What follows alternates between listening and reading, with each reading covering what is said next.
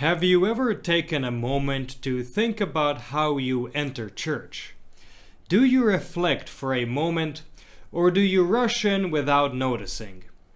Padre Pio offers beautiful wisdom on how to approach this sacred space with reverence. Stay tuned. Ave mundi spes Maria. Welcome to Following Padre Pio.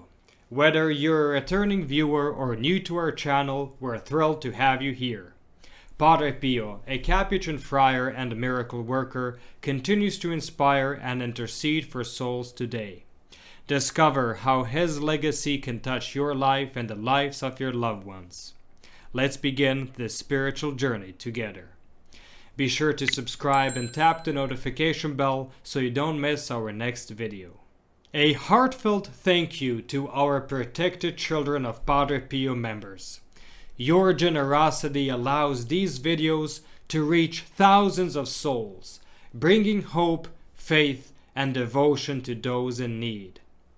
If you're not yet a member, we invite you to take this step for your own spiritual growth. By joining, you become part of a powerful prayer community, drawing closer to Padre Pio and receiving countless spiritual graces. Imagine having a saint as your intercessor, guiding and strengthening you in your daily struggles. This is more than a membership. It's a spiritual refuge, a way to deepen your relationship with God through the example of Padre Pio. Will you take this step today? You'll find a link to the join page in the description below. May Our Lady and Padre Pio bless you abundantly. Now let's move on to our story. Today is the second Wednesday of the month, our time to reflect on the wisdom found in the letters of Padre Pio. In today's letter, found in Letters Volume 3, Padre Pio offers guidance to one of his spiritual daughters, Anita Rodote, on how to behave in church. In an age where casualness often creeps into sacred spaces, Padre Pio's advice calls us back to the reverence and composure appropriate for the house of God. So, let's explore what Padre Pio has to say. He begins with our very first step into the church.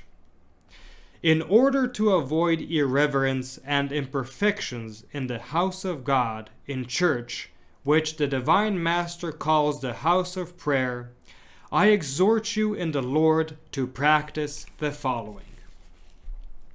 Enter the church in silence and with great respect, considering yourself unworthy to appear before the Lord's majesty. Among other pious considerations, remember that our soul is the temple of God, and as such, we must keep it pure and spotless before God and His angels. Then take holy water and make the sign of the cross, carefully and slowly. As soon as you are before God in the Blessed Sacrament, devoutly genuflect. Once you have found your place, kneel down and render the tribute of your devotion to Jesus in the Blessed Sacrament. Confide all your needs to Him along with those of others. Speak to Him with filial abandonment. Give free rein to your heart and give Him complete freedom to work in you as He thinks best. What an important reminder. How often do we rush into church without pausing to recollect ourselves? Padre Pio invites us to enter not just physically but spiritually with a heart prepared to meet Christ.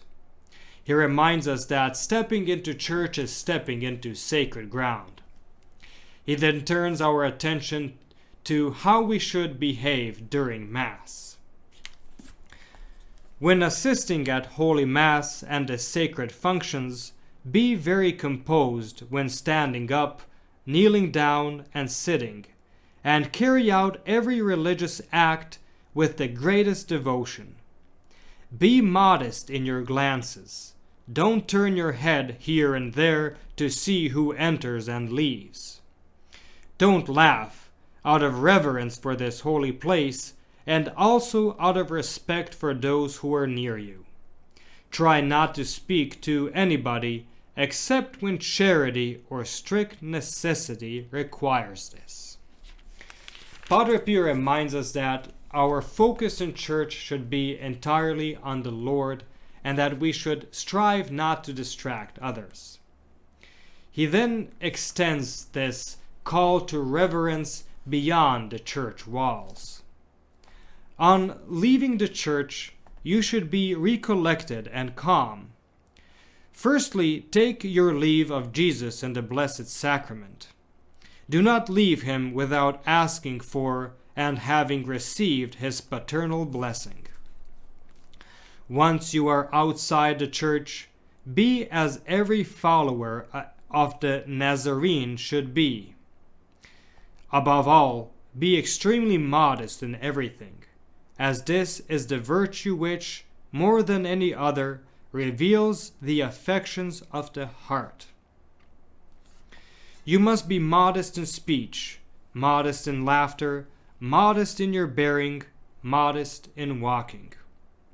He then continues. As a headline and example, always keep before your mind the Divine Master's meekness, which, according to the expression of the Apostle of the Corinthians, is on par with his gentleness. After so perfect a model, change all your external actions so that they are a faithful mirror revealing your interior sentiments. Never forget this divine model. Try to see a certain lovable majesty in his presence, a certain pleasant authority in his manner of speaking, a certain sweet serenity in his face. Imagine that extremely composed and sweet expression with which he drew the crowds, making them leave cities and castles, leading them to the mountains, the forests, to the solitude and deserted beaches, totally forgetting food, drink, and the domestic duties. Thus, let us try to imitate, as far as we possibly can, such modest and dignified actions. And let us do our utmost to be, as far as possible, similar to him on this earth, in order that we may be more perfect and more similar to him for the whole of eternity in the heavenly Jerusalem. Padre Pio reminds us that our reverence for God doesn't end when we leave church. It should be reflected in everything we do. Our behavior, speech, and even the way we carry ourselves should show that we belong to Christ. May this letter inspire us to approach the house of God with the reverence it deserves, because how we behave in church shapes how we carry Christ into the world. Thank you for watching, and we'll see you in the next video.